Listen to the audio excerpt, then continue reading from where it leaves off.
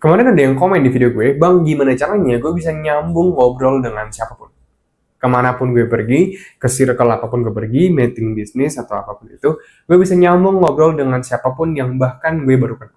Well, ada tips untuk masalah ini. Jadi tips ini, yaitu gue sebut sebagai taktik untuk nyambung ngobrol dengan siapapun. Yang pertama, lo harus memahami bahwa pada dasarnya manusia, ini orang nih ya, yang lo ajak ngobrol, itu bakal tertarik untuk ngobrol bersama lo kalau dalam kondisi topik yang dia bicarakan dan lo bicarakan itu memang sesuai dengan minat dia. Ini utamanya. Lo bisa nyambung ngobrol dengan siapapun kalau topik yang lo bicarakan dan dia itu memang sesuai dengan minat dia. Kalau misalkan sebagai contoh, lo ngomong tentang topik filsafat, tapi misalkan lo bicara lo itu sukanya sama topik misalkan let's say bola, maka dia nggak bakal dengerin lo. Mau sampai lo ngomong 3 jam, 4 jam, 5 jam, lo mau sampai ngerantai dia, lo mau sampai maksa dia nggak akan pernah ngedengerin lo. Oke. Jadi buat lo bisa nyambung ngobrol dengan siapapun itu, pertama cari dulu topik yang dia suka itu apa. Yang kedua, yang banyak banget sering orang lakuin dan itu kesalahan fatal banget adalah ketika lo lagi ngobrol sama seseorang, pastikan lo itu nggak melakukan sebuah kesalahan fatal dalam psikologi komunikasi yang disebut sebagai cognitive overload.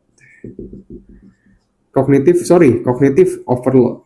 overload itu penting buat diperhatikan karena kalau sampai otak lo bicara mengalami cognitive overload, dia bakal susah nyambung ngobrol sama lo karena otaknya capek. Ini sering banget kejadian. Nah, cognitive overload itu bisa lo minimalisir dampaknya dengan dua kondisi. Oke. Setiap kali lo berbicara, punya struktur bicara yang jelas. Yang kedua, agar lawan bicara nggak memiliki cognitive overload, adalah menggunakan bahasa yang lebih simpel. Well, bagus kalau memang orang yang lo ketemuin itu setara tingkat intelektualitasnya, tapi yang menjadi masalah adalah nggak semua orang punya tingkat intelektualitas sejajar dengan S1.